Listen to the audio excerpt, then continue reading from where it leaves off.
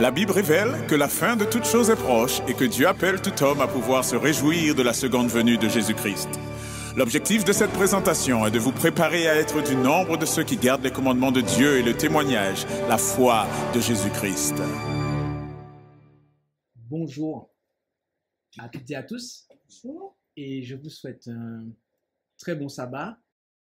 À vous qui êtes ici en ce matin à Saint-Giron, nous allons, avant d'entrer dans notre présentation de ce matin, invoquer la présence du Seigneur, et je vous inviterai, là où c'est possible, et pour ceux qui le peuvent, à pouvoir se prosterner afin de pouvoir invoquer la présence de notre Dieu.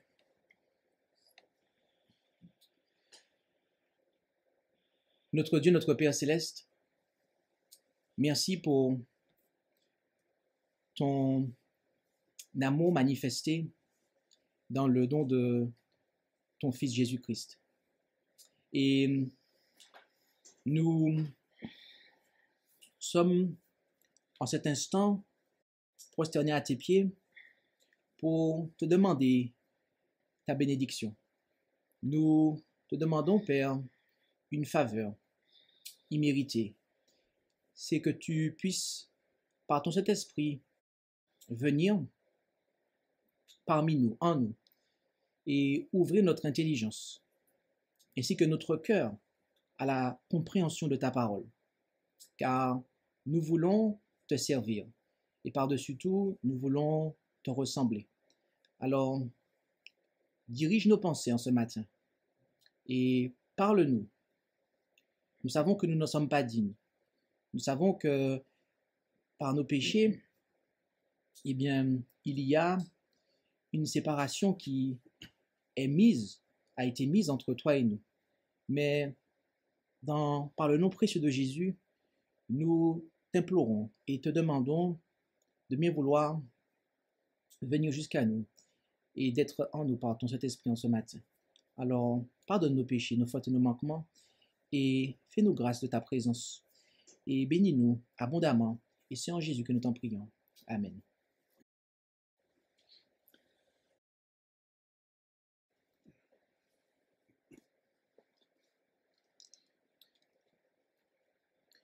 Le titre de cette présentation est « Vaincre la bête et son image, mes défauts de caractère ». Et le premier point que nous allons aborder dans cette présentation est celui de la victoire sur le péché. Nous allons voir comme premier point de cette présentation celui de la victoire sur le péché. Voyez-vous, bon nombre de chrétiens pensent qu'il n'est tout simplement pas possible d'obtenir la victoire sur le péché. Beaucoup pensent que jusqu'à ce que Jésus reviendra, eh bien, nous allons continuer à pécher et que c'est le retour de Jésus et que lorsqu'il nous transformera, eh bien que nous allons finalement, à ce moment-là, arrêter de pécher. Mais qu'en est-il réellement? Que dit la Bible? J'aimerais que nous puissions clarifier ce point-là. Tout d'abord, rendons-nous et ouvrons nos Bibles et pour considérer notre premier passage qui se trouve en 1 Jean, chapitre 3, verset 4. Où allons-nous? 1 Jean, chapitre 3 et au verset 4. Et là, en 1 Jean, chapitre 3 et au verset 4, il nous est dit « Quiconque pêche transgresse aussi la loi, car le péché est une transgression de la loi. Donc, ce passage, la raison pour laquelle nous lisons ce passage, c'est qu'il nous donne en fait la définition du péché. Notez ce qu'est le péché. La Bible déclare que le péché est une transgression de la loi. Beaucoup de gens, notamment parmi ceux qui pensent que nous allons pécher jusqu'à ce que Jésus revienne, eh bien, pensent cela. Parce que, pour eux, le péché, ce n'est pas simplement la transgression de la loi, mais le péché, c'est ce que nous sommes même. Et donc, par définition, lorsque nous naissons pécheurs. Mais ce n'est pas ce que dit la Bible. Ce n'est pas ce que dit la Bible. La Bible dit que le péché, c'est la transgression de la loi. Alors, il est vrai que lorsque nous naissons, effectivement, nous naissons avec une nature pécheresse, une nature qui est corrompue, déchue. Mais le péché, mes amis, c'est quelque chose de très précis. C'est la transgression de la loi. Et c'est de cela, ou devrais-je dire, c'est un point qui nous faut bien établir dès le départ. J'aimerais vous poser une question. Qui est Jésus? Donnez-moi un mot qui commence par un S. Un nom qui commence par un S. Jésus, c'est le S. Le Seigneur. Le Seigneur. S-A-U-V. C'est le Sauveur. Amen. C'est notre Sauveur. Oui. Amen. Ok. Mais il nous sauve de quoi?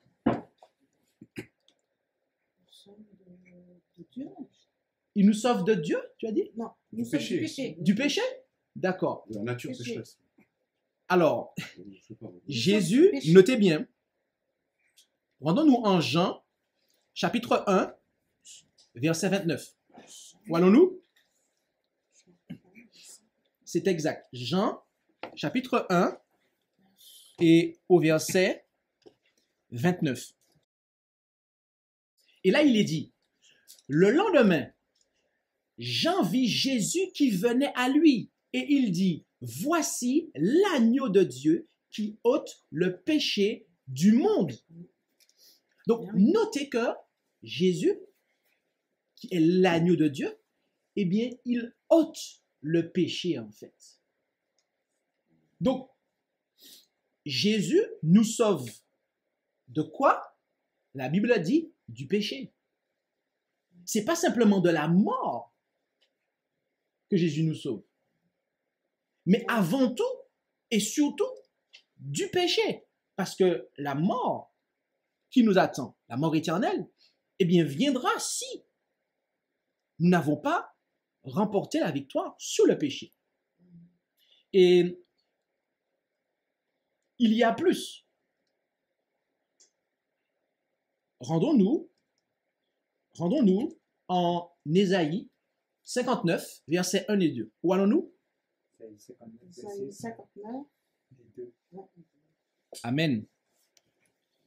Ésaïe 59, versets 1 et 2. Et là, il nous est dit, en Ésaïe 59, versets 1 et 2, « Voici, la main de l'Éternel n'est pas trop courte pour délivrer, ni son oreille trop pesante pour entendre. Mais ce sont vos iniquités qui ont fait la séparation entre vous et votre Dieu. Et ce sont vos péchés qui lui font cacher sa face pour ne plus vous entendre. » Notez, mes amis, que ce sont nos péchés, que nos péchés sont la raison pour laquelle nous ne pouvons pas vivre en présence de Dieu. Ainsi, ce que Jésus viendra chercher afin de les ramener en présence de Dieu devront être délivrés du péché. Prenons encore un autre passage qui se trouve en 1 Jean, chapitre 3, versets 2 à 9. Où allons-nous? C'est exact. Et là, nous lisons en 1 Jean, chapitre 3, versets 2 à 9. Il nous est dit, « Bien-aimés, nous sommes à présent enfants de Dieu, et ce que nous serons n'a pas encore été manifesté. Mais nous savons que quand il sera manifesté, nous serons semblables à lui, parce que nous le verrons tel qu'il est. Et quiconque a cette espérance en lui se purifie lui-même comme lui est pur. Notez ici qu'on nous parle quand il sera manifesté.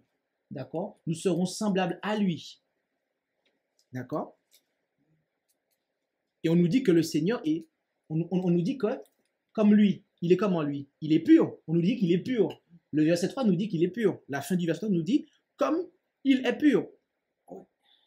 Donc si nous devons rencontrer un être qui est pur, c'est logique qu'ils nous disent, si nous avons cette espérance-là, nous devons nous aussi nous purifier. Verset 4, continuons. Quiconque pêche transgresse aussi la loi, car le péché est une transgression de la loi. Or, vous savez que Jésus apparut pourquoi? Pour ôter nos péchés, et qu'il n'y a point de péché en lui. Donc, notez que l'objectif de Jésus, notez qu'il a paru pour ôter le péché. C'est ce qu'on a vu en Jean 1, verset 29. Ok, poursuivons, verset 6. Quiconque demeure en lui, en qui? En Jésus, ne pêche point. D'accord? Quiconque pêche ne l'a point vu et ne l'a point connu. Petits enfants, que personne ne vous séduise. Celui qui pratique la justice est juste comme lui-même est juste. Celui qui commet le péché est du diable, car le diable pêche dès le commencement. Or, le Fils de Dieu apparut pour détruire les œuvres du diable. Quiconque est né de Dieu ne commet point le péché, parce que la semence de Dieu demeure en lui, et il ne peut pécher parce qu'il est né de Dieu. Donc, nous voyons ici que lorsqu'on est de Dieu, eh bien, il est dit qu'on ne pêche point. Lorsqu'on est de Dieu, lorsque Dieu est en nous, il nous est dit qu'on ne pêche point, mais surtout qu'on ne peut pécher. La Bible est claire, mes amis. Elle est vraiment très claire. Et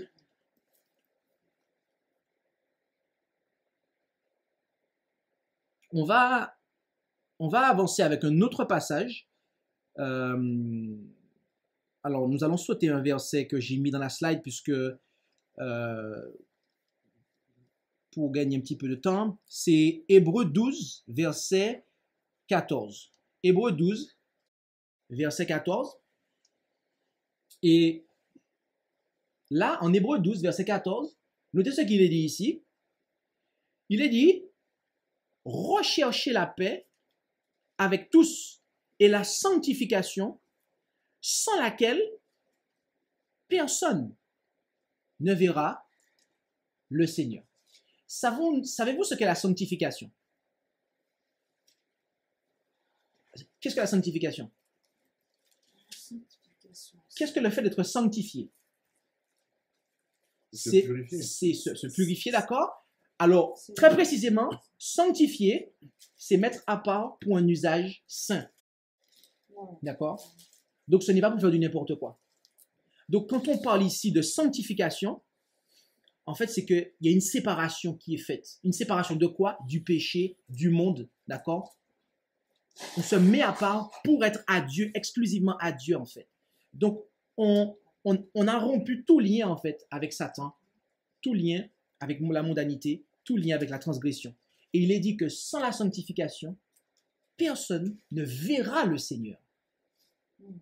Donc, si, réfléchissons un petit peu, si la théorie selon laquelle c'est lorsque nos corps seront transformés après le retour de Jésus que nous allons arrêter de pécher, il y a un problème. Parce que le texte dit qu'on ne peut pas voir le Seigneur sans la sanctification. Vous comprenez? Bon, continuons. Avec une promesse qui se trouve en Jude 24. Alors, Jude 24, pour ne pas dire Jude 1, verset 24, parce qu'il n'y a qu'un seul chapitre à Jude. Jude 24.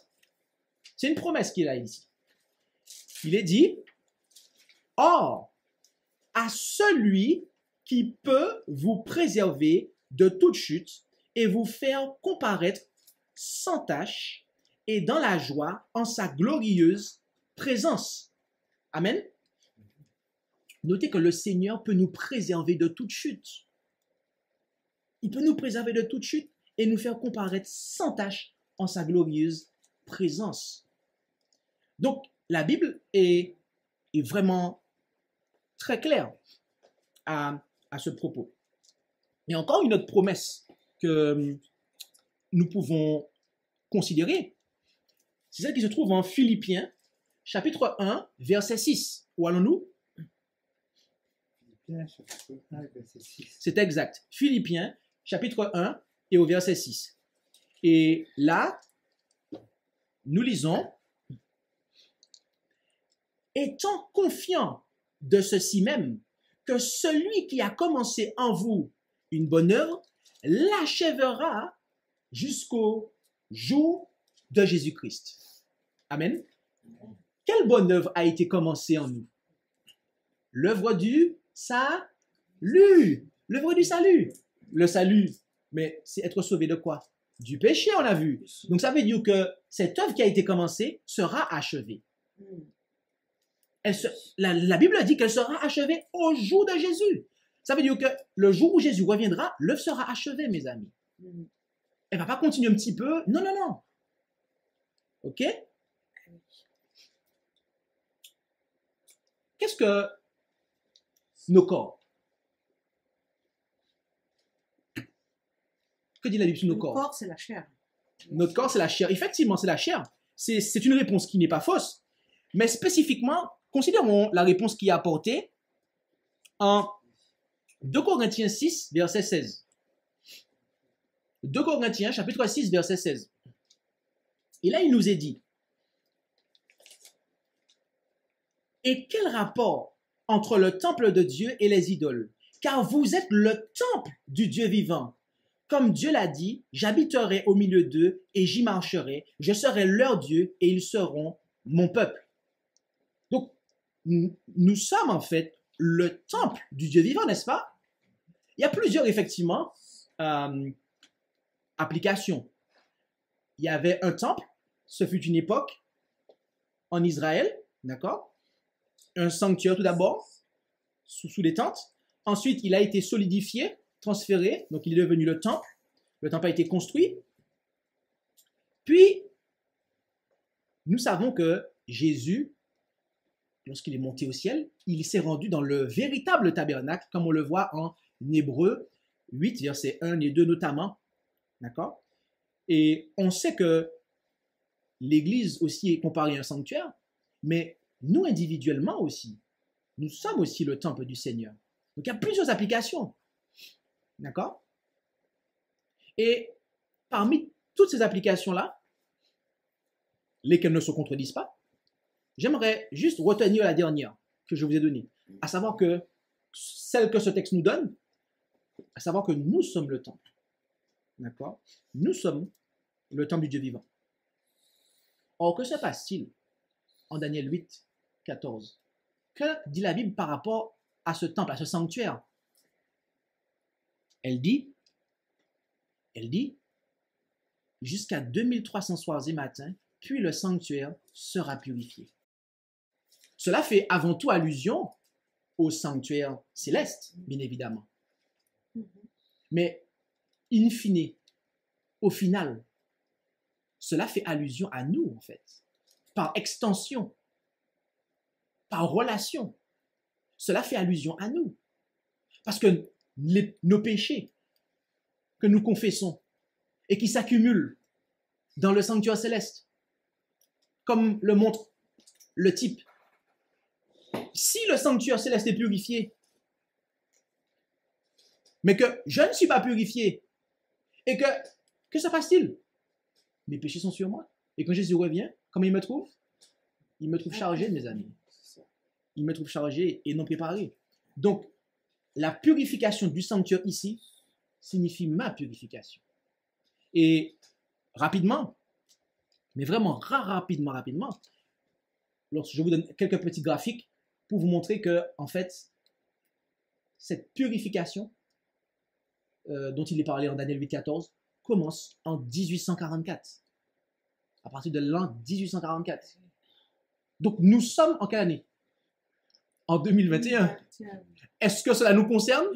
Oh oui, mes amis, cela nous concerne. Cela nous concerne.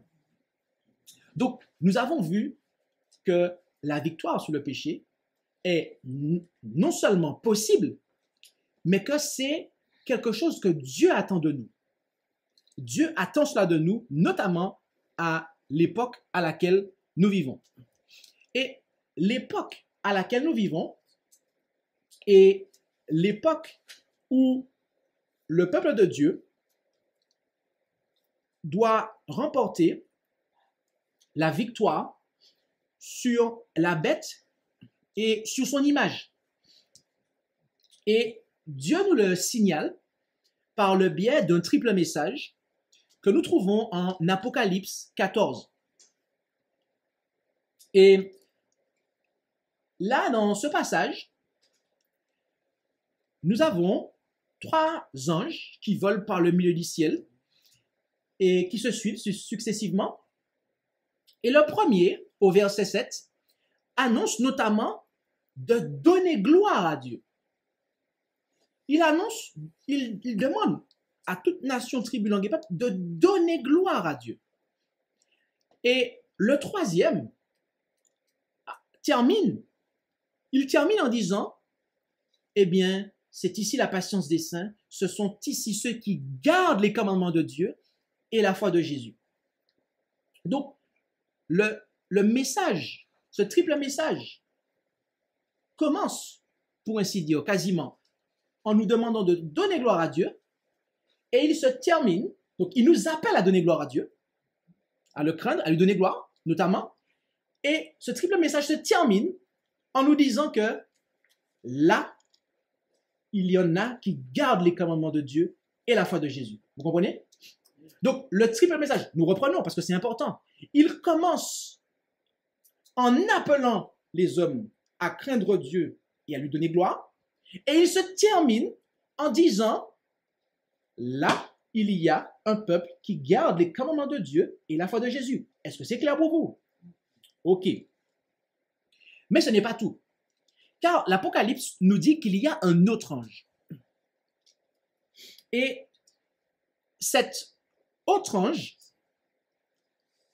est introduit comme suit en Apocalypse 18, verset 1. Il est dit, après cela, je vis descendre du ciel un autre ange qui avait un grand pouvoir. La terre fut éclairée de sa gloire. Notez qu'ici, cet autre ange,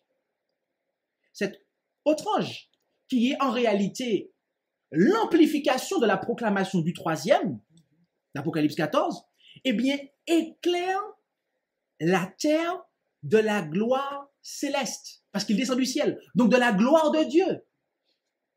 Or, c'est intéressant car rappelez-vous, le début du triple message nous demande de donner gloire à Dieu.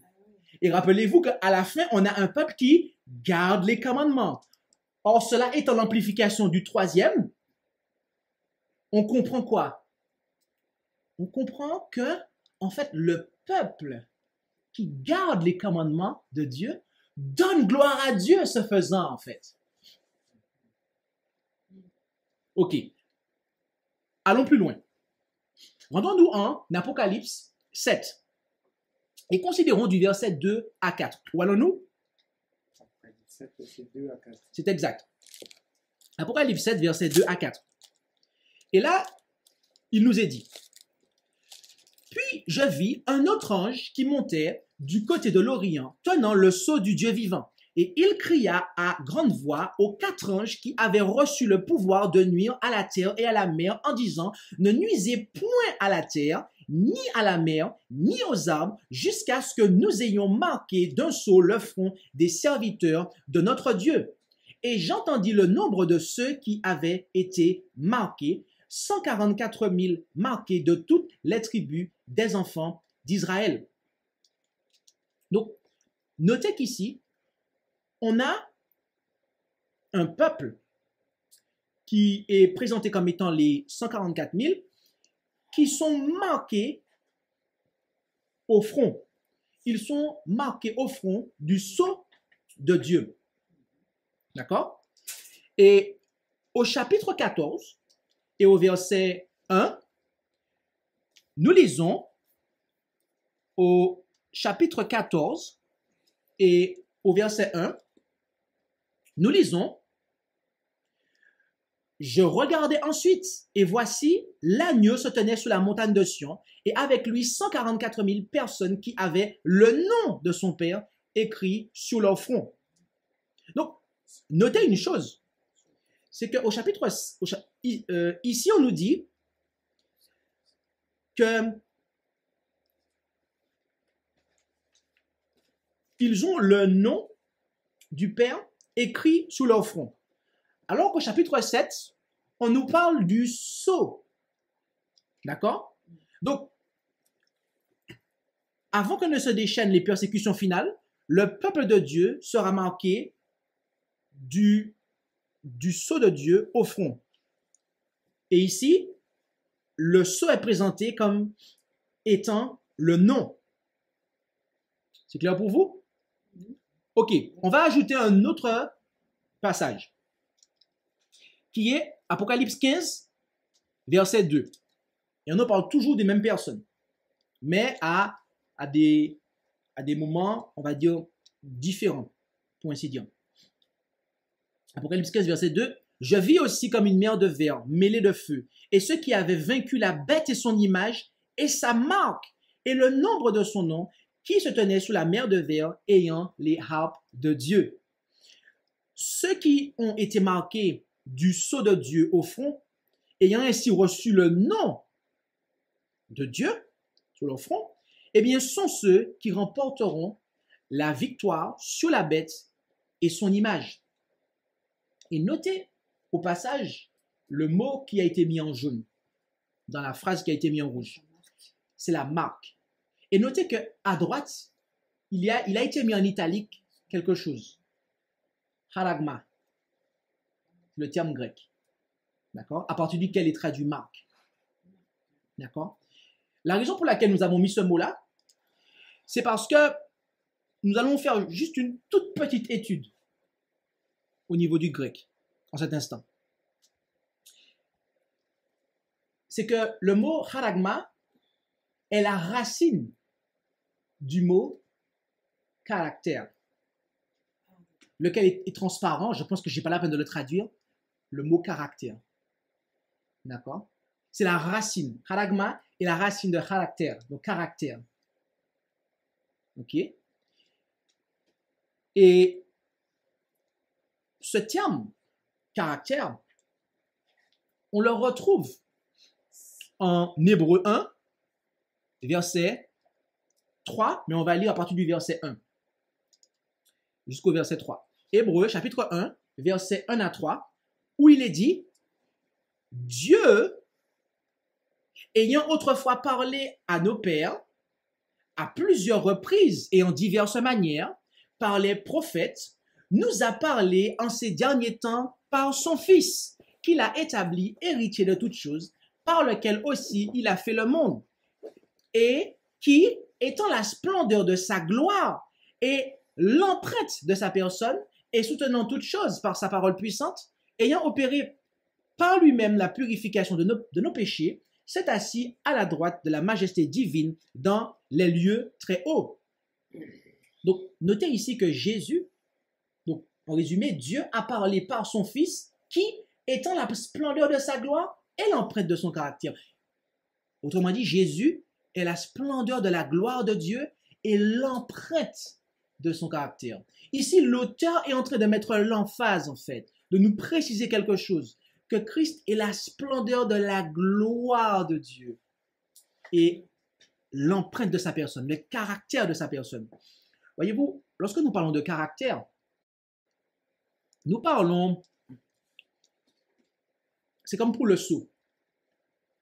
Le seau, c'est, imaginez-vous que ça, c'est un seau. Ce que j'ai dans ma main, c'est un seau. L'instrument s'appelle le seau, mais la marque qu'il laisse, l'empreinte qu'il laisse, s'appelle aussi le sceau. Et lorsque une imprimante. Il y avait des anciennes machines. Vous savez, les anciens ordinateurs. Vous appuyez sur un bouton, la lettre L, et vous avez mécaniquement le L qui venait se taper sous le papier pour vous, tac. Vous vous rappelez ça? Et c'est les anciens ordinateurs. Eh bien, les machines à taper. Ça remonte, hein? Les machines à écrire. Eh bien, figurez-vous que j'ai connu ça. Étant tout petit, j'avais cette antiquité-là chez moi. Eh bien, figurez-vous que la lettre était appelée le caractère. Et ce qu'elle laissait était un caractère. C'est pour ça qu'on parle du caractère, en fait. C'est-à-dire que ce qui va communiquer, et ce qui est communiqué est aussi le caractère. Et là, on nous dit que Jésus est le caractère de la personne de Dieu. Donc, il est vraiment, en fait, le reflet, l'empreinte. D'accord? Et Jésus est la splendeur de la gloire de Dieu, l'empreinte de sa personne. Le caractère fait à la fois référence à l'objet laissant sa marque qu'à la marque laissée elle-même. Et rappelez-vous une chose, c'est que ceux qui ont été marqués du sceau de Dieu au front, ayant ainsi reçu le nom de Dieu, sont ceux qui remporteront la victoire sur la bête et sur son image. Ok. Il y a une expérience que Moïse a eue et au sujet de laquelle nous pouvons lire en Exode 33, versets 18 et 19. Où allons-nous? Exode 33, versets 18 et 19. C'est exact. Et là, il nous est dit. Et Moïse dit, je te prie, fais-moi voir ta gloire. Et l'Éternel répondit, je ferai passer toute ma bonté devant ta face, et je crierai devant toi le nom de l'Éternel. Je ferai grâce à qui je ferai grâce, et j'aurai compassion de qui j'aurai compassion. Et quand on continue en Exode 34, versets 5 à 7, que j'ai mis en référence pour vous en bas, eh bien, on voit qu'il présente en fait son caractère. D'accord? Un caractère de miséricorde et aussi d'amour. D'ailleurs, il en parle ici. Je ferai passer toute ma bonté devant ta face. Et il continue en disant que je crierai devant toi le nom de l'Éternel. Donc, le mot bonté ici, alors il y a trois choses qu'il faut noter. C'est qu'il y a trois choses qui se substituent en fait. Il dit, Moïse demande, fais-moi voir ta gloire. Qu'est-ce que Dieu lui répond? Dieu en fait va lui présenter son caractère, qui est ici en fait résumé en un mot, la bonté. Et il poursuit en disant, je crierai devant toi le nom de l'Éternel. Rappelez-vous quelque chose. Rappelez-vous de quelque chose tout à l'heure qu'on a vu. C'est que au front, qu'est-ce que les 144 000 reçoivent? Il y a le sceau, le signe, mais après, qu'est-ce qu'il est dit? Il est parlé du nom en fait. Il est parlé du nom. D'accord? En Genèse 32, verset 28, Genèse 32, verset 28,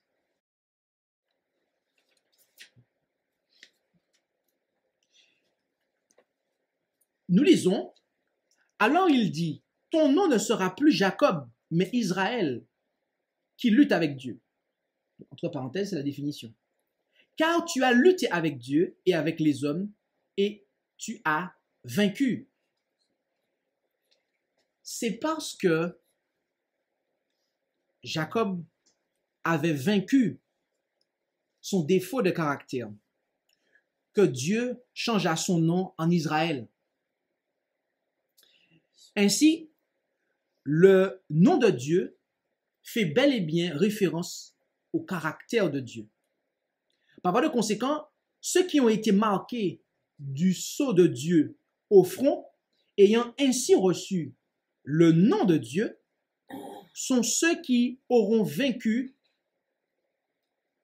leur défaut de caractère. Ce sont ceux qui auront vaincu leur péché, lequel se manifeste à travers des défauts de caractère. Vous avez compris ça? le péché se manifeste à travers des défauts de caractère. Donc, quand j'ai un défaut de caractère, eh bien, il y a quelque chose, il y a une victoire qu'il faut mener ici. Car il y a un péché qu'il faut vaincre. En d'autres termes, ceux qui auront vaincu tous leurs défauts de caractère sont ceux qui remporteront la victoire sur la bête et son image. Voilà le sens profond, en fait, à cette victoire à laquelle il est fait référence en Apocalypse. Et la raison pour laquelle nous parlons de cela, c'est parce que lorsque nous considérons les traits de caractère de Satan qui se manifestent chez le dragon et la bête, nous voyons qu'il y a l'arrogance, la vantardise. D'accord? En Apocalypse 13, versets 3 à 5. Il y a aussi l'hostilité. Autrement dit, le fait d'avoir des querelles, des cancans. Ok? Apocalypse 13, versets 4 et 7. Mais il y a aussi la médisance. La médisance qui vient d'un terme qui est blasphémia. Donc blasphème. Donc lorsqu'on parle de blasphème, il y a deux applications dans la Bible. En tout cas, le terme grec. Quand il est parfois appliqué à Dieu, d'accord? Donc c'est le fait de mal parler de Dieu, d'accord? De salir le nom de Dieu. Mais il est aussi appliqué aux hommes, d'accord? Blasphémia est aussi appliqué parfois aux hommes. Donc il a pour objet dans la Bible à la fois Dieu, à la fois aussi les hommes. Et quatrièmement, accusation. D'accord? Apocalypse 12, verset 10. Et médisant, c'était Apocalypse 13, verset 5. Donc, voilà 4, ou quasiment 5, mais en tout cas 4, tout du moins 5, plus précisément, 5 traits de caractère de Satan qui se retrouvent chez la bête et son image. Et il n'y a pas que cela dans la Bible.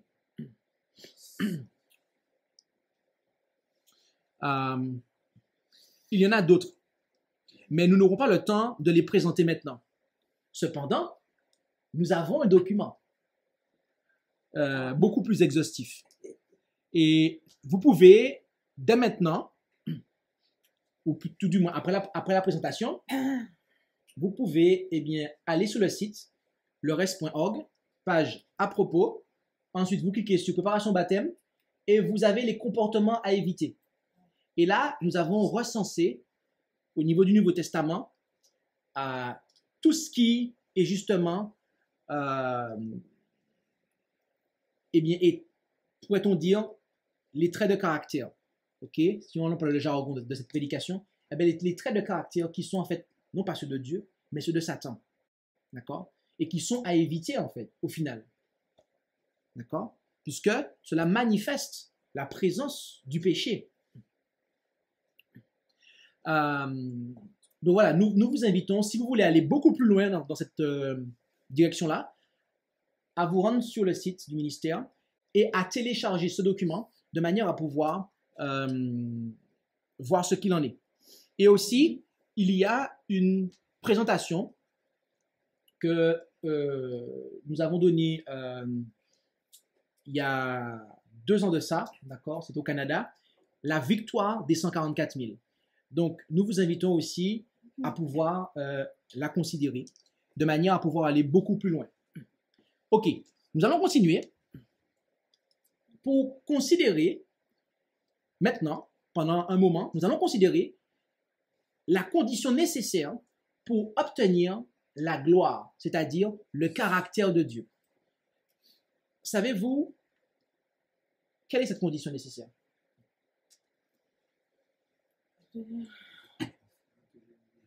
Ok. Ok, on va voir.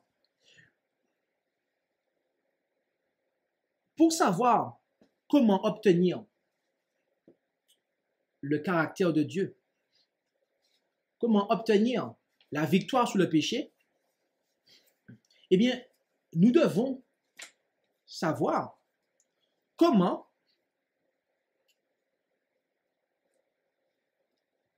le caractère de Dieu a été perdu pour la première fois. Nous devons savoir comment s'est passé le premier péché. Ah, ça c'est intéressant.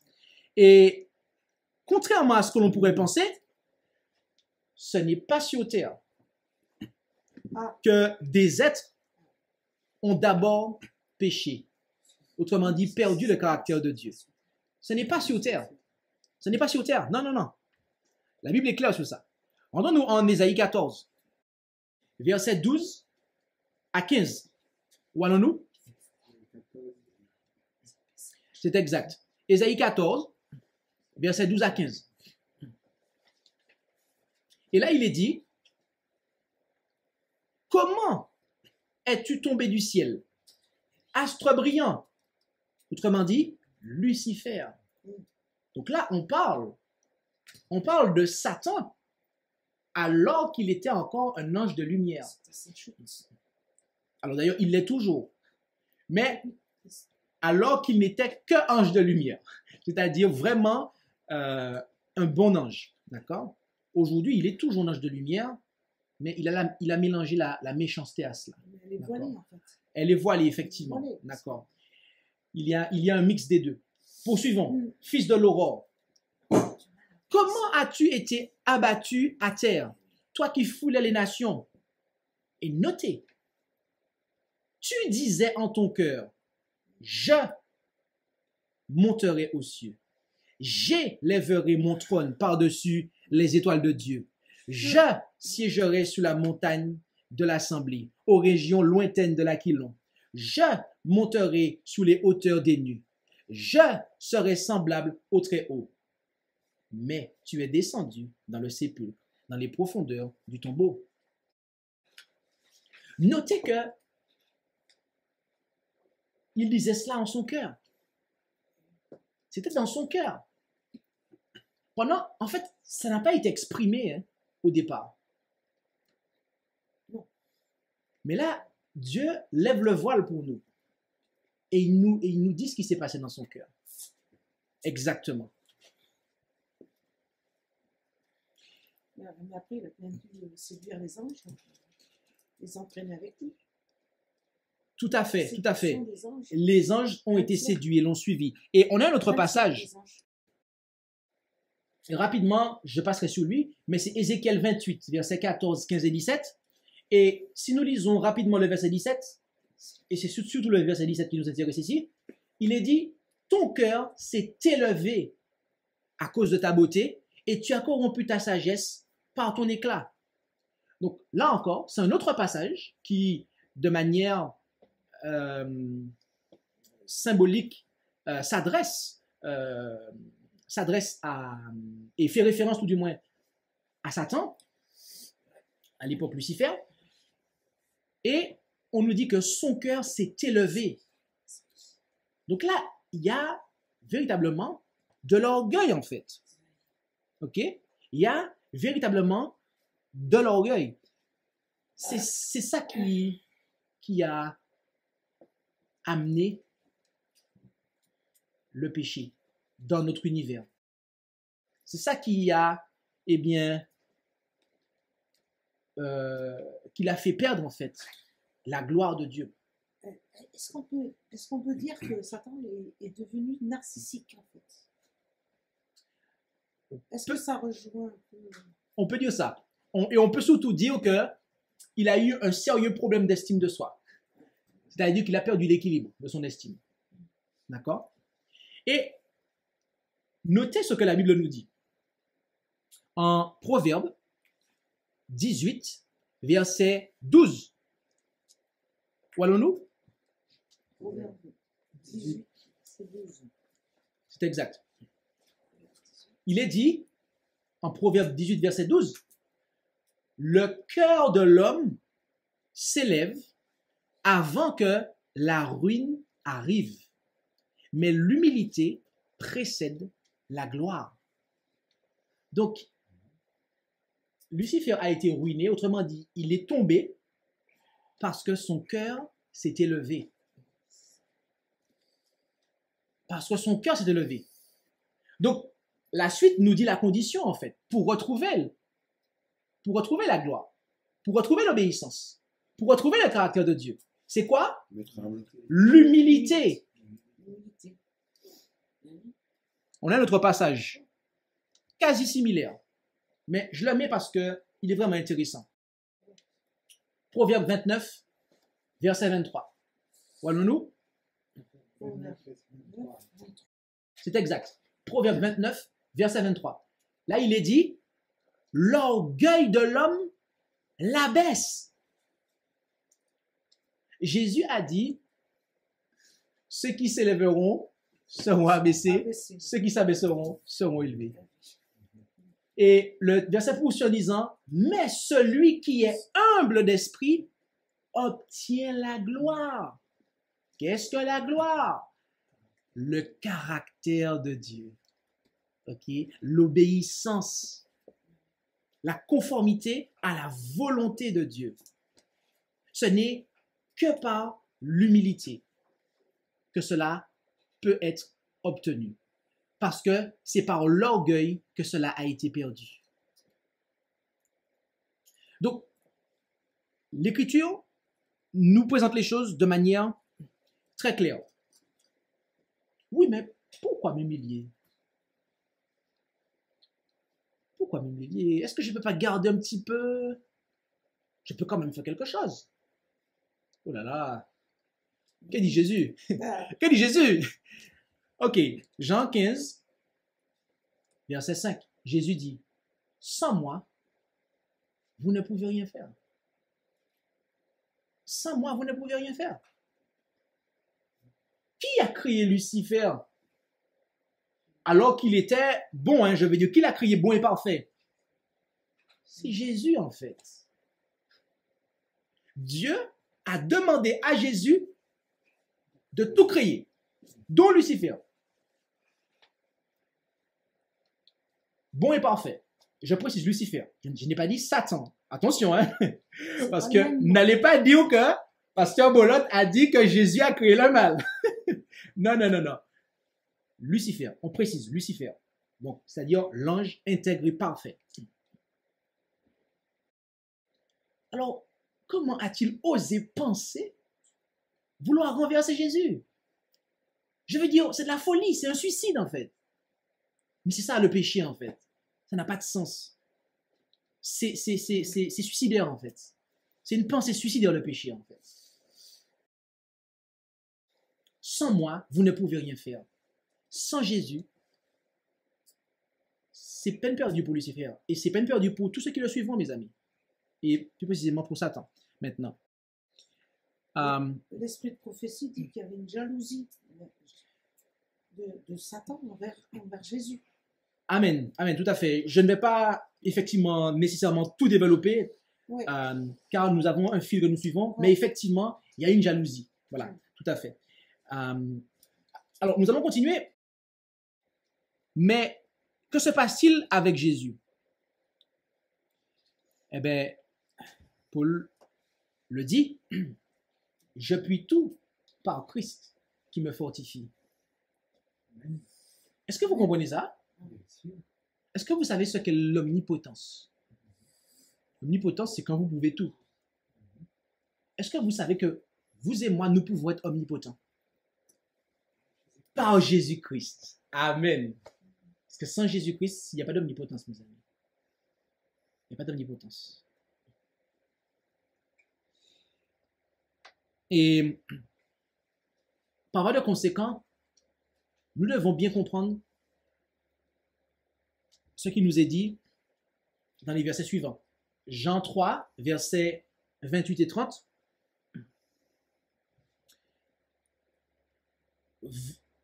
Vous-même témoin que j'ai dit, ce n'est pas moi qui suis le Christ, a dit Jean-Baptiste, mais j'ai été envoyé devant lui. Il faut dit Jean-Baptiste concernant Jésus, qu'il croisse et que je diminue. Autrement dit, il faut qu'il grandisse, qu'il s'élève, qu'il soit élevé et que moi, je diminue. Cela a une application pour vous et pour moi, mes amis, aujourd'hui.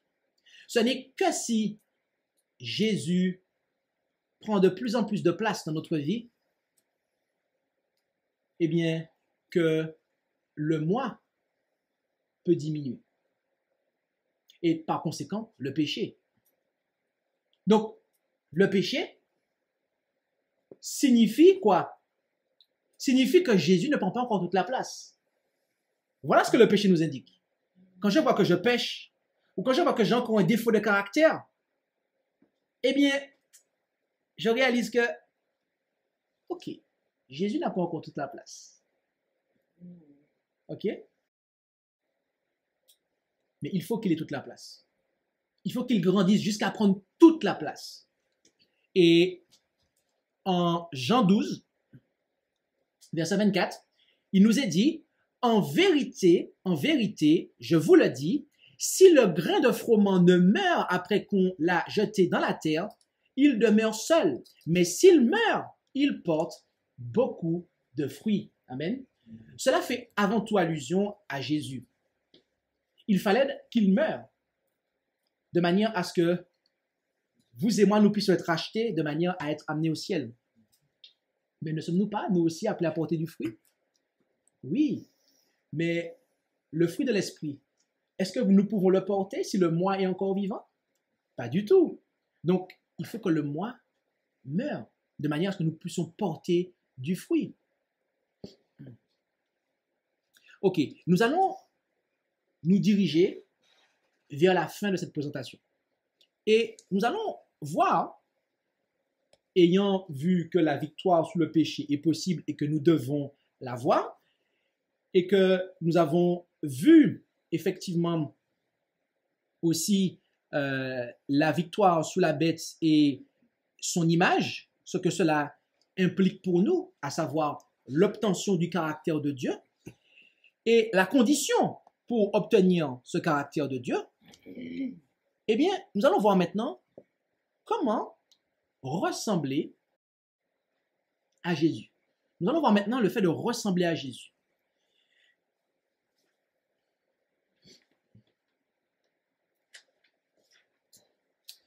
Et pour cela, j'aimerais qu'on s'intéresse à une prophétie.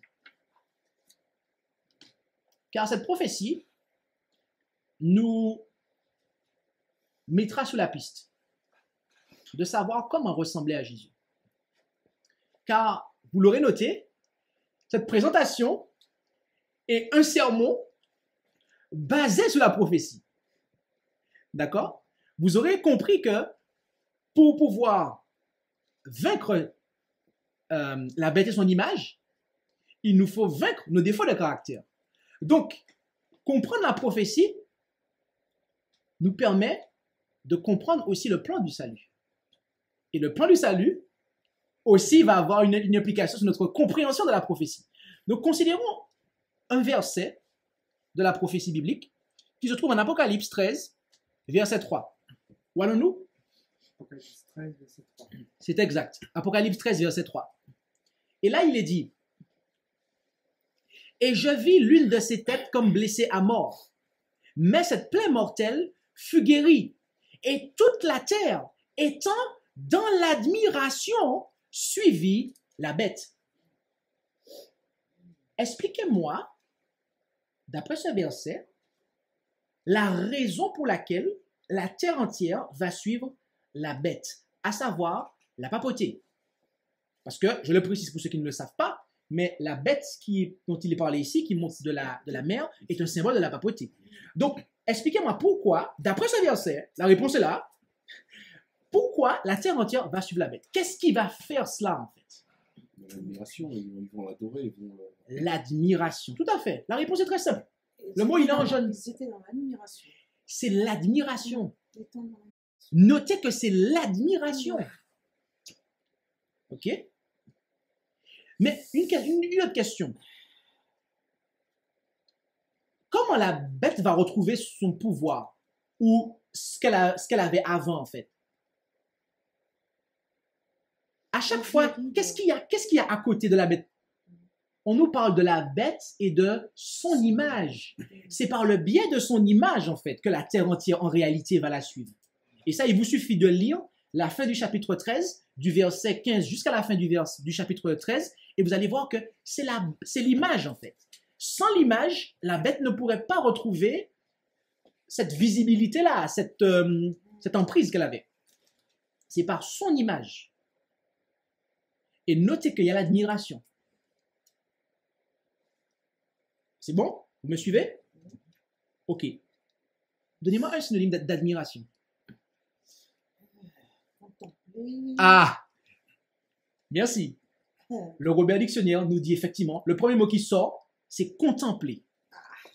Contempler, trouver beau, s'émerveiller, etc., etc. Mais nous allons simplement retenir le mot contempler. C'est parce qu'ils sont dans la contemplation, en fait. À cause de l'image, eh bien, ils sont dans la contemplation, en fait, de ce système-là, et donc, ils vont le suivre.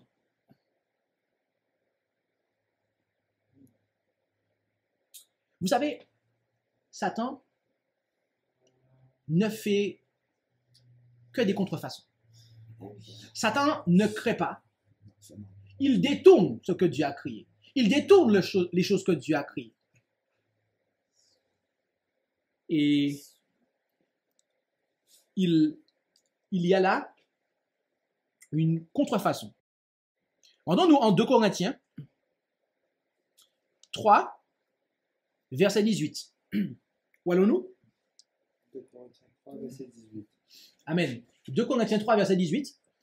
Et là, il est dit, ainsi, nous tous qui, le visage découvert, contemplons comme dans un miroir la gloire du Seigneur. De quoi parlons-nous ici? De son caractère. Nous sommes, quoi? Transformés à son image, de gloire en gloire, comme par l'Esprit du Seigneur. Alors, ce verset-là a beaucoup d'enseignements. Notez qu'il nous est dit que nous tous qui contemplons la gloire du Seigneur, nous sommes transformés à son image de gloire en gloire. S'il me faut traduire ça pour vous, avec tout ce qu'on a vu depuis ce matin, eh bien, c'est que lorsque nous contemplons, lorsque nous admirons le Seigneur Jésus-Christ, son caractère, sa façon d'agir, qu'est-ce qui se passe? Eh bien, on va être transformé à l'image de ce qu'il est. Et donc, notre caractère va progressivement tout du moins ressembler au sien. Notre caractère va progressivement ressembler au sien. Et je devrais même dire, notre caractère va de plus en plus ressembler au sien. Donc, c'est par la contemplation. Donc, ceux qui prendront la marque de la bête à cause du travail de l'image de la bête seront ceux qui auront les yeux sur la terre et qui vont regarder les œuvres humaines, en fait. Ce sont ceux qui vont dépendre de l'homme. Mais ceux qui vont garder les commandements de Dieu et la foi de Jésus et qui vont être trouvés comme tels lorsque la marque de la bête sera imposée, eh bien, sont ceux qui n'auront pas les yeux fixés sur les hommes, mais qui ont les yeux fixés sur Jésus.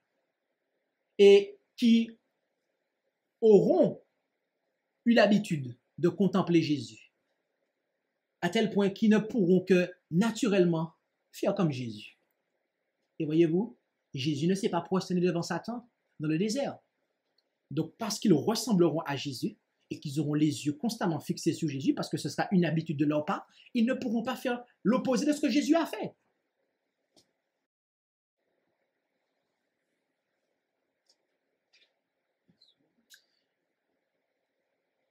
Hier, nous étions en voiture avec mon frère. Et je lui ai dit, bon, tu vas conduire parce qu'il faut que je termine de préparer la présentation et puis travailler sur autre chose. Et il a accepté. Et il me rend beaucoup de service. Et je prends soin de lui, rassurez-vous. Hein. On prend soin de nous mutuellement. Et à un moment, on était sur l'autoroute, on roulait à 130 km/h. Et à un moment, j'entends la voiture qui roule sur la bande rugueuse. Donc ça vibre. Alors je lui dis, mais tu es fatigué, si tu veux, tu peux t'arrêter, on peut s'arrêter. Il me dit, non, non, non, non. En fait, je regardais le champ, en fait, qui était à droite pour voir c'était quoi, en fait.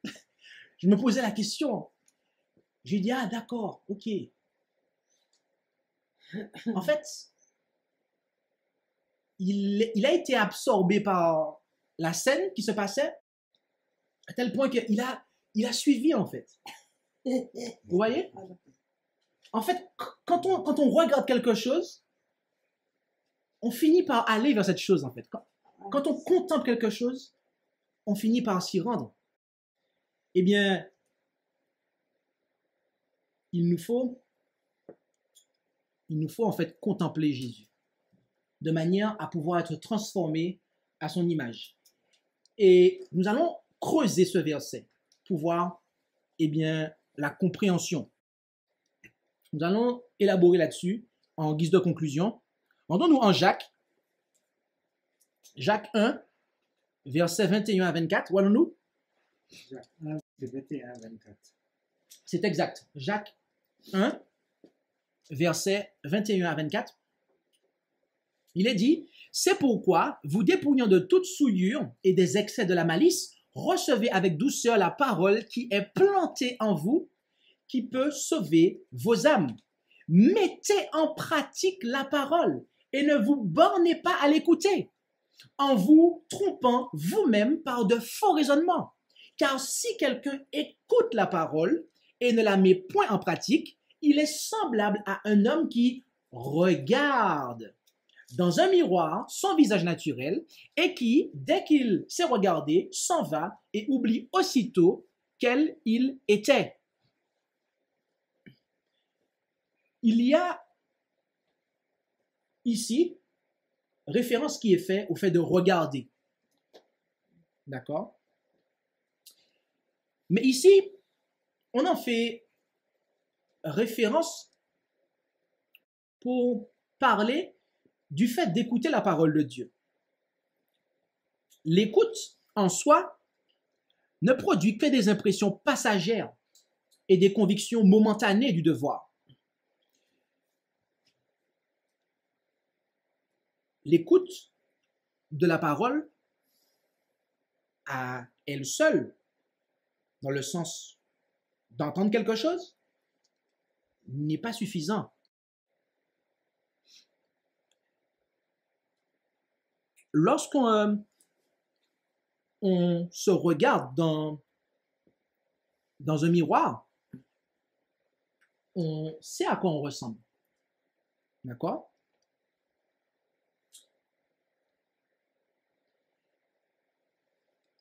Et quand on regarde un miroir, c'est avec le désir de découvrir la réalité, les faits. À quoi je ressemble exactement, en fait? Eh bien, de même, l'auditeur de la parole, il doit chercher à comprendre sa condition spirituelle à partir de ce qu'il entend dans la parole, à partir de ce que la parole nous dit que ce que Jésus était et est toujours.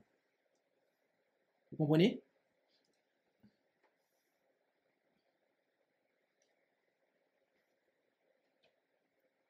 Mais ça ne suffit pas, car il faut agir. Je peux savoir ce que Jésus était. Je peux savoir comment Jésus agissait dans cette situation-là, mais ne pas le mettre en pratique.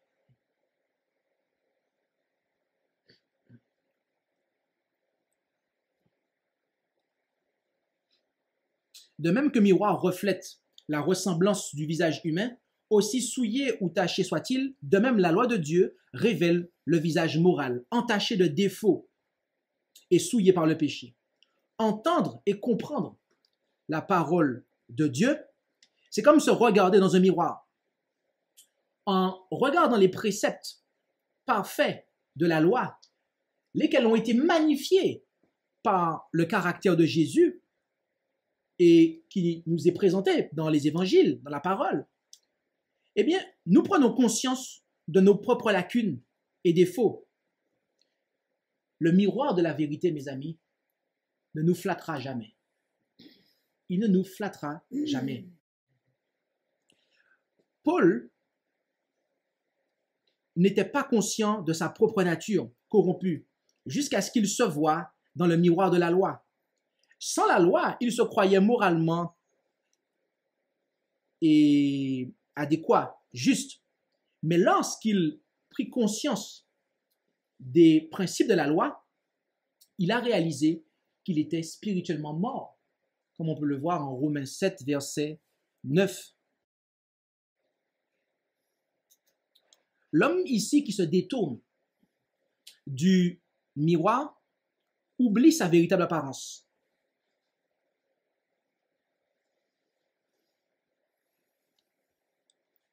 Il faut sincèrement chercher à corriger les défauts que le Seigneur nous présente. Et pas se borner à sincèrement regarder le miroir. Si je suis vraiment sincère, je regarderai Jésus avec l'objectif de pouvoir, eh bien, changer les choses.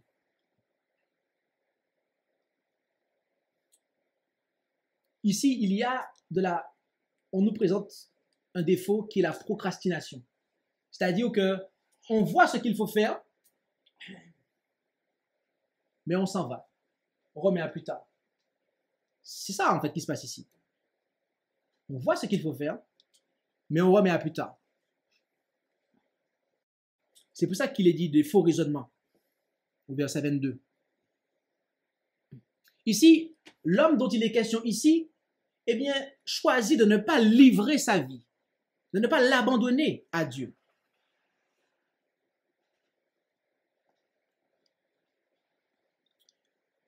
Nous sommes invités à ne pas être comme cet homme. En Romains 12, verset 2, où allons-nous? 12, verset 2. C'est exact.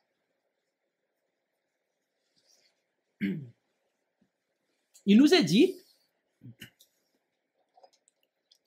et ne vous conformez point au siècle présent, mais soyez transformés par le renouvellement de votre esprit, afin que vous éprouviez que la volonté de Dieu est bonne, agréable et parfaite. On nous parle ici d'être transformés. OK? Comment serons-nous transformés? Par le renouvellement de notre esprit. Par le renouvellement de notre esprit.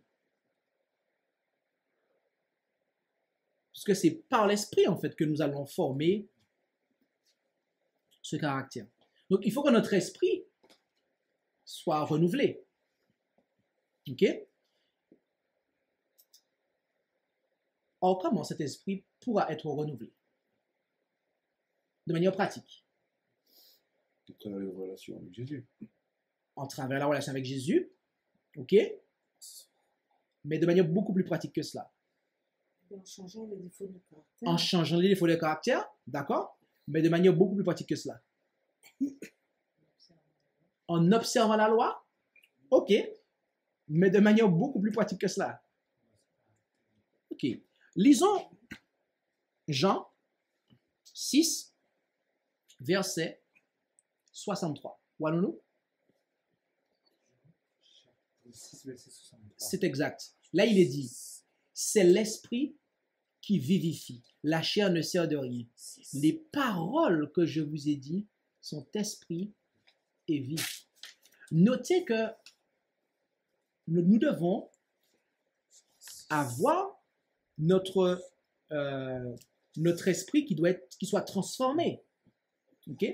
Nous devons être transformés par le renouvellement de notre esprit. Or ici, Jésus nous dit que les paroles qu'il nous a annoncées, qu'il nous a dit, sont esprit et vie.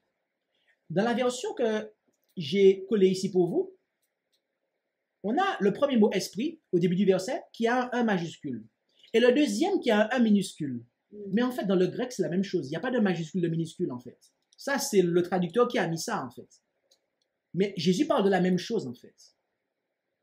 Donc, ce que cela signifie, c'est que les paroles de Dieu, c'est son esprit. Je m'explique. Quand nous parlons, nous exprimons ce que nous pensons. Ok? Ça veut dire que la parole, c'est un moyen d'expression. Ok? Et donc, lorsque nous acceptons par voie de conséquent la parole de Dieu, eh bien, par ce biais-là, nous recevons la pensée, l'esprit de Dieu.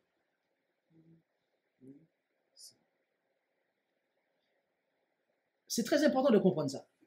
Parce qu'il y a beaucoup de gens qui ont une vision pentecôtiste.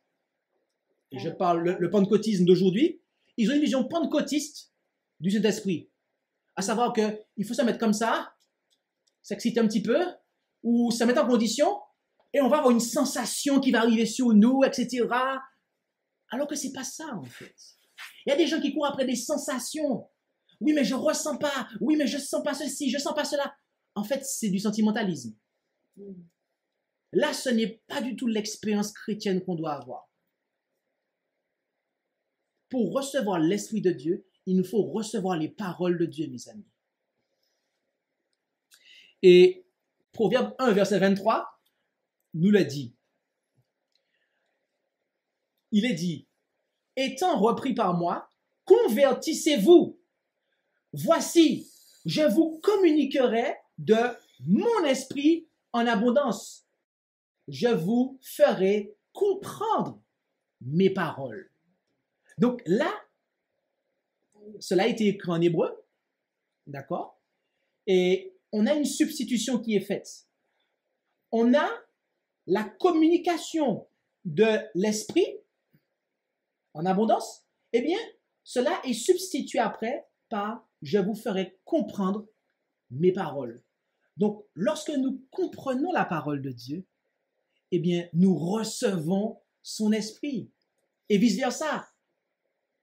Si nous voulons recevoir l'Esprit de Dieu, nous devons être dans la parole et la comprendre. Mais pas simplement la comprendre intellectuellement, c'est la comprendre intellectuellement, l'accepter, l'appliquer. Car l'Esprit n'est donné qu'à ceux qui obéissent à Dieu. Et donc, à ce moment-là, peut se passer ce qui nous est dit en Psaume 119, versets 9 à 11. Où allons-nous? 119, verset 9 à 11. Là, il nous est dit, comment le jeune homme rendra-t-il pure sa voix? C'est en y prenant garde selon ta parole. Je te cherche de tout mon cœur. Ne me laisse pas égarer loin de tes commandements. J'ai serré ta parole dans mon cœur afin de ne pas pécher contre toi. Si la parole de Dieu dans notre cœur, mes amis, et qui est la parole de Dieu? C'est Jésus. Donc si la parole de Dieu dans notre cœur, à savoir Jésus dans notre cœur, peut permettre à un jeune de ne pas pécher, c'est-à-dire de vaincre ses défauts de caractère, eh bien, ne pensez-vous pas que cela soit également possible pour des adultes? C'est ce que la Bible dit. La Bible dit que si nous serrons la parole de Dieu dans notre cœur, si Jésus est dans notre cœur, et l'hôte permanent de l'autel qu'est notre cœur. Et le seul hôte permanent de l'autel qu'est notre cœur. Parce que Satan voudrait bien y rentrer aussi, lui, pour y loger. Mais lui, il doit être chassé. Il n'y a que Jésus. Eh bien, à ce moment-là, on remporte la victoire sur le péché. Que nous soyons adultes ou jeunes, cela est possible. Cela devient possible. J'aimerais conclure avec un passage. Un passage qui nous explique que l'amour pour Christ, eh bien, est la véritable et la seule et unique véritable motivation pour notre obéissance, mes amis. Rendons-nous en Jean 14, versets 15, 21 et 23. Je reprends Jean 14, versets 15, 21 et 23, où il est dit, « Si vous m'aimez, gardez mes commandements.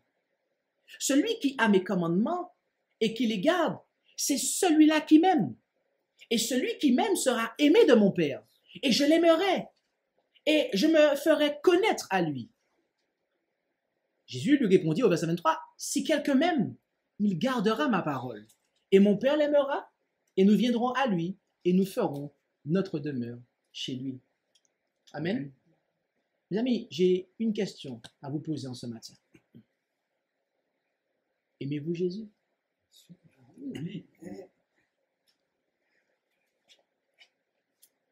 Eh bien, voyez-vous, je vous encourage à continuer à aimer Jésus.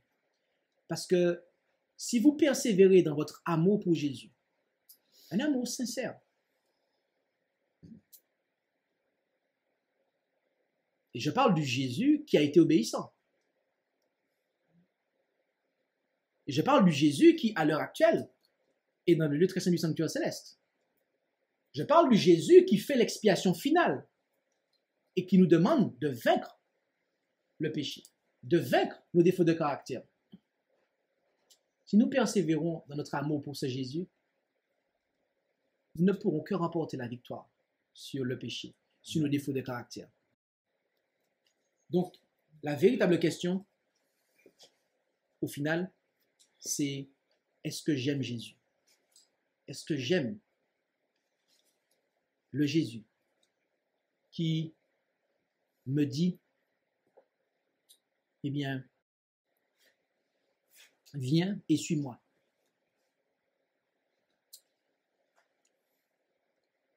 Alors, plaise à Dieu que nous puissions perdre nos regards, notre attention sur Jésus. Que nous puissions, eh bien, au volant de notre vie, regarder Jésus, de manière à conduire en direction de Jésus et nous rendre vers Jésus. Car voyez-vous, la route est toute tracée.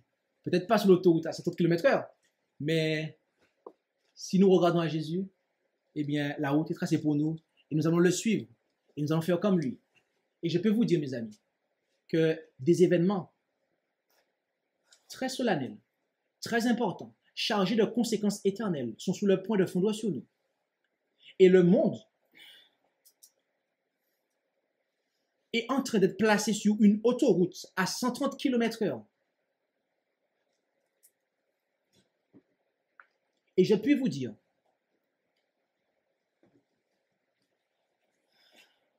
qu'à un moment, il va nous falloir sortir de l'autoroute, quitte à avoir un accident, c'est-à-dire quitte à perdre notre vie. À un moment, Jésus nous dira, tu ne peux pas continuer comme ça. Et parce que nous avons les regards sur lui, nous ne pourrons plus continuer à respecter les autorités sans déshonorer Dieu. Sommes-nous prêts à cela, mes amis? Seuls ceux qui auront les regards fixés sur Jésus pourrons, à 130 km/h, ici-bas sur cette terre, rester fidèles. Alors, plaise à Dieu que nous puissions, dès maintenant, regarder à Jésus. Plaise à Dieu que nous puissions, dès maintenant, eh bien, écouter la parole de Dieu. Pas simplement la lire, mais l'étudier. Et pas simplement l'étudier, mais chercher à nous conformer avec chacun des traits de lettres et des iotas de ce qui nous est enseigné. Parce que voyez-vous, ce n'est que si nous sommes fidèles dans les petites choses que nous pourrons l'être dans les grandes. Si je néglige des leçons qui me sont clairement présentées dans la parole, je ne pourrai pas être trouvé fidèle et obéissant. Lorsque je serai testé sur des points plus importants.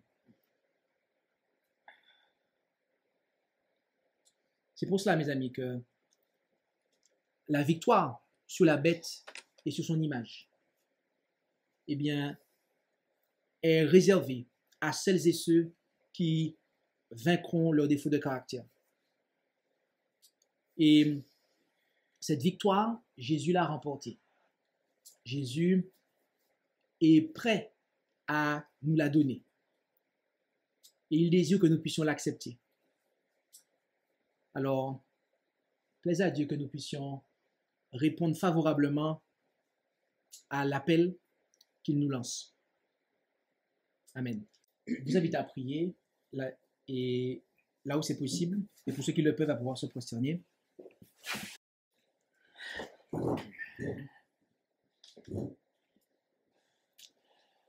Notre Dieu, notre Père céleste, merci pour ton amour que tu nous as manifesté en Jésus. Merci pour cette victoire qui a été acquise pour nous. Et tu nous demandes de regarder, non pas à nous-mêmes, mais à Jésus. Tu nous demandes d'être humbles pour reconnaître que sans Jésus, nous ne pouvons absolument pas arriver à notre salut, mais que c'est uniquement par ton Fils Jésus, lequel est maintenant disposé par son esprit à nous transformer alors que nous le contemplons, alors que nous l'observons et nous cherchons à l'imiter. Aide-nous, alors que nous allons chaque jour étudier ta parole, à la mettre en pratique, que nous puissions chercher à mettre en application chaque trait de lettre, chaque iota de ce que tu nous montreras. Bannis dans notre vie la procrastination, à savoir le fait de remettre à plus tard ce que tu nous demandes de faire aujourd'hui. Que les réformes dans notre vie spirituelle qui doivent être menées le soient. Aide-nous à être fidèles, notre Père Céleste. Nous savons que nous pouvons compter sur toi. Alors, donne-nous la force pour que la victoire que Jésus a remportée soit présente dans notre vie. Et c'est en son nom que nous t'en prions pour ta gloire. Amen. Amen. Merci d'avoir écouté cette présentation avec intérêt. Pour plus d'informations, consultez notre site internet lereste.org et suivez-nous sur Facebook ainsi que sur YouTube à @lereste. Vous pouvez aussi nous contacter par email à info@lereste.org ou par téléphone au +33 6 12 60 13 69.